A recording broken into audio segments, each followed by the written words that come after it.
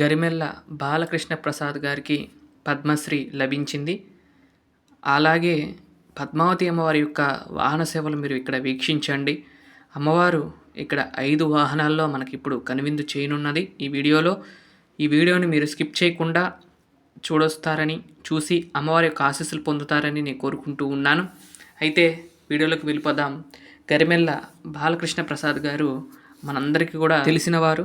వారు స్వామివారి యొక్క సేవ ఎంత చేశారు అంటే కనుక ఆ అన్నమయ్యాచార్యుల తర్వాత అటువంటి గొప్ప స్థానాన్ని ఆయన తీసుకుని తిరుమల యొక్క ఆస్థాన గాయకుడిగా స్వామివారికి సేవలు అందించారు.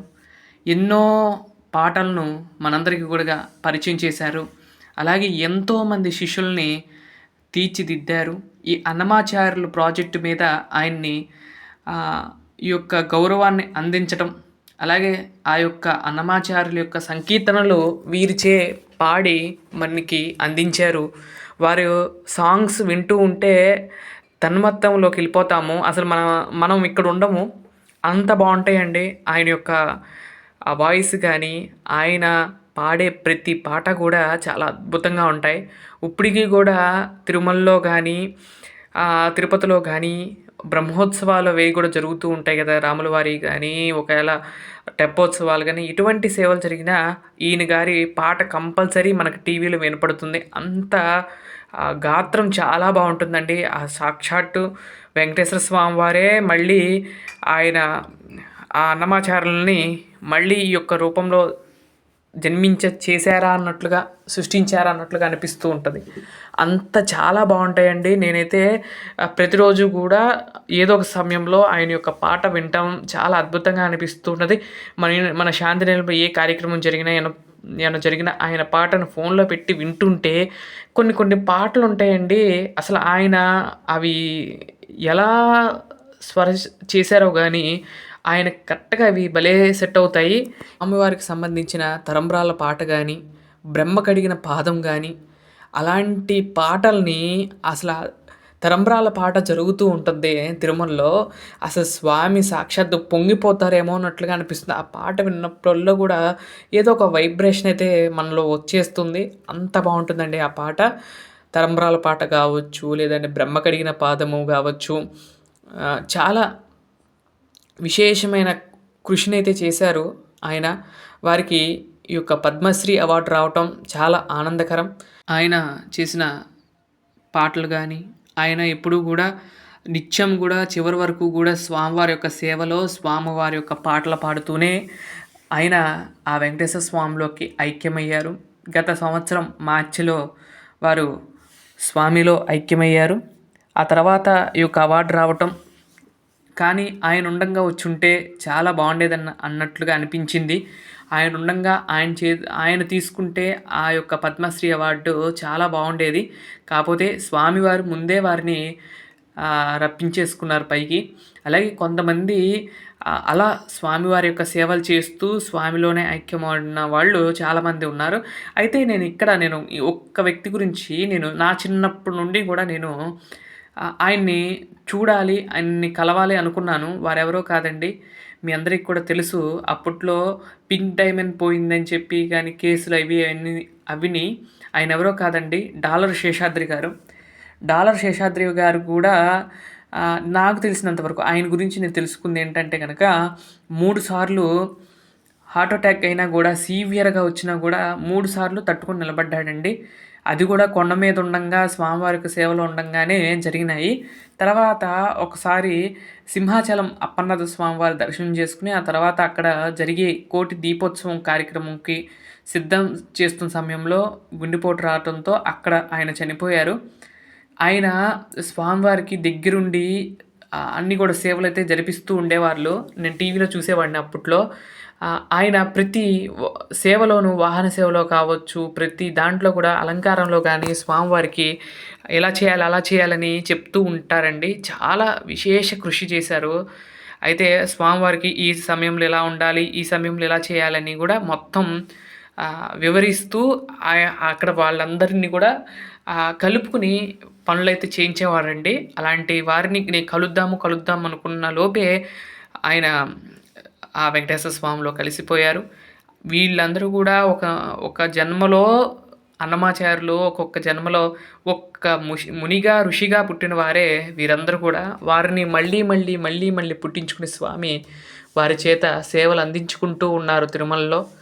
వారి యొక్క సేవలు ఇలా చెప్పుకుంటూ పోతే చాలామంది ఉన్నారండి. అన్నమాచార్యుల యొక్క వంశస్థం కాదు, వంశాల్లో వాళ్ళు కానీ వారు కూడా ఇప్పటికీ కూడా స్వామివారి యొక్క సేవలో వాళ్ళు తరాలుగా వస్తూ ఉన్నారు. అలాగే అందరూ కూడా స్వామివారి సేవ కోసం అక్కడ తపిస్తూ ఉంటారు ప్రతినిత్యం కూడా.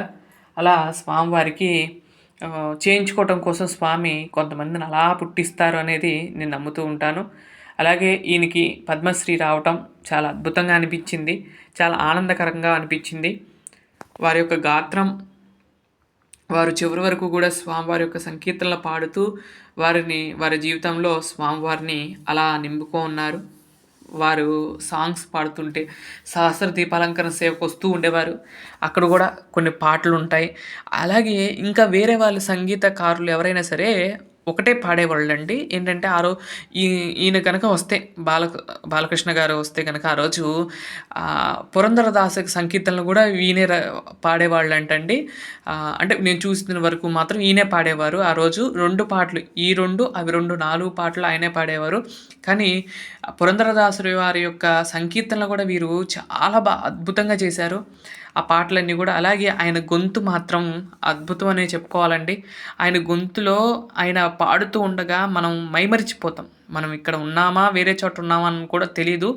అంత తన్మయత్వంలోకి వెళ్ళిపోతాము ఆయన యొక్క పాటలు వింటూ ఉంటే. ఎంతమందికి అలా అనిపిస్తుంది? మీరు కూడా ఆయన పాటలు విన్నారా? వింటే కనుక ఎలా అనిపించినాయి ఏంటి అనేది కూడా తప్పకుండా కామెంట్ చేయండి. అంతకుముందు కూడా నేను ఆయన వెంకటేశ్వర స్వామిలో ఒక ఐక్యమైనప్పుడు కూడా నేను వీడియో పెట్టాను ఆయన గురించి. మళ్ళీ ఈ వీడియో పెడతాం. అలాంటి వారు మళ్ళీ పుట్టరు. అలాంటి వారు పుట్టినా అలా స్వామివారి యొక్క సేవ చేసేవాళ్ళు తక్కువ, అరుదుగా దొరుకుతారు. కానీ అలాంటి వారు మన నుండి దూరం అవటం కొంచెం బాధగా అనిపించిన స్వామి ఇక్కడ కాదు పాటలు పాడేది, నా సన్నిధిలో పాడమని అక్కడ తీసుకువెళ్ళారేమో వారిని అని అనుకోవటమే. అలా స్వామివారి యొక్క సంకీర్తనలను పాడుతూ ఆఖరి వరకు స్వామిలో ఐక్యమైన వాళ్ళల్లో వారండి. ఇక్కడ అమ్మవారికి ఇప్పుడు దాకా మొదటి వాహనంగా సూర్యప్రభ వాహనం జరిగింది, రెండవ వాహనం హంసవాహనం, మూడవ వాహనం అశ్వవాహనం, నాలుగవ వాహనం ఇక్కడ గరుడ వాహనం మీద రూఢురాలై అమ్మవారు మనకి దర్శనమిస్తూ ఉన్నారు. ఆ తర్వాత అమ్మవారికి విశేషమైన తిరువారాధన అంతా కూడా చేసుకుని ఈ యొక్క గరుడ వాహనం మీద మనకి అమ్మవారు దివ్యమంగళ విగ్రహస్వరూపిణిగా మనకి అనుగ్రహాన్ని కలిగిస్తూ ఉన్నది. ప్రియ గరుడ వాహనం మీద అమ్మవారిని చూసి ఆనందించండి. అమ్మవారి యొక్క సేవలో మీరందరూ కూడా పాల్గొంటారని ఈ వీడియో పెట్టాను. తర్వాత స్వామివారికి అమ్మవారికి కలిపి హారతి ఇవ్వటం అనేది ఇక్కడ జరుగుతుంది, చూసి ఆనందించండి. అలాగే అమ్మవారిని కూడా కింద నుండి మొత్తం చూపిస్తాను, వాహనం మొత్తం ఎలా ఉంది ఏంటి అనేది కూడా చూపిస్తాను. ఈ యొక్క బ్రహ్మోత్సవం, ఏకదిన బ్రహ్మోత్సవాల్లో స్వామివారితో పాటు అమ్మవారు కూడా అందుకోవటం, అమ్మవారు కూడా మనందరికీ ఒక కనువిందు చేయటం చాలా ఆనందాన్ని కలిగించింది. అమ్మవారి యొక్క ఆశీస్సులతో మనందరం కూడా ఆ స్వామి అమ్మవారి యొక్క ఆశీస్సులతో మనం ముందుకు వెళ్ళాలని, మళ్ళీ వచ్చే రథసప్తమి వరకు కూడా మనందరికీ కూడా ఎటువంటి ఆరోగ్య సమస్యలు ఉండకూడదని అమ్మవారిని కోరుకుంటూ ఈ విధంగా అమ్మవారికి ప్రియ గరుడ వాహన సేవ అనేది జరుగుతున్నది. ఈ విధంగా అమ్మవారికి సేవాకాలం అంతా కూడా జరిగి తర్వాత వాహన సేవ అంతా కూడా పూర్తయిన తర్వాత అమ్మవారికి కర్పూర దివ్యమంగళ నీరాజనాలతో ఈ యొక్క గరుడ వాహన సేవ అనేది పూర్తవుతున్నది.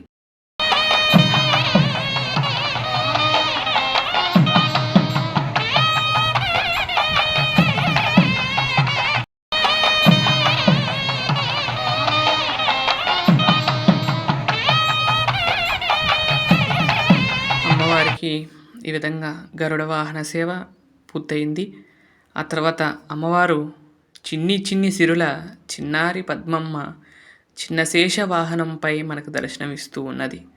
చక్కని నగుమోముతో అమ్మవారు తిరువారాధనలు అందుకుంటూ అలాగే సర్వాభరణాలను అలంకరించుకుని ఆ చిన్న శేషుని మీద మనందరికీ కూడా చిన్నగా అడుగులు వేస్తూ అమ్మవారు అలా అలా వస్తూ ఉన్నారు. చూసి ఆనందించండి. ఆ యొక్క అమ్మవారు ఈ యొక్క చిన్నశేష వాహనం మీద దివ్య అనుగ్రహాన్ని కలిగిస్తూ ఉన్నది. అమ్మవారిని సేవించండి. ఆ యొక్క హరి పట్టపురాణి అయిన శ్రీ పద్మావతి అమ్మవారు ఈ యొక్క వాహన సేవను అందుకుంటూ ముందుకు సాగుతూ ఉన్న సమయంలో అమ్మవారికి కర్పూర దివ్యమంగళ నీరాజనాలు ఇచ్చాము. అక్కడ నుండి బయలుదేరి ప్రదక్షిణంగా అమ్మవారు మళ్ళీ యథాస్థానం చేరుకోవడంతో ఈ యొక్క చిన్నశేష వాహన సేవ కూడా అంగరంగ వైభవంగా పూర్తయిందండి. ఈరోజు వీడియో అమ్మవారి యొక్క వాహన సేవలు చూశారు. ఇప్పుడు దాకా 5 వాహన సేవలు చూసి అమ్మవారి యొక్క ఆశీస్సులు మీరందరూ కూడా పొందాలని నేను కోరుకుంటూ సర్వేజన సుఖినోభవంతు, లోకా సమస్త సుఖినోభవంతు. మరొక మంచి వీడియోతో రేపటి వీడియోలో కలుస్తాను. అంతవరకు సెలవు.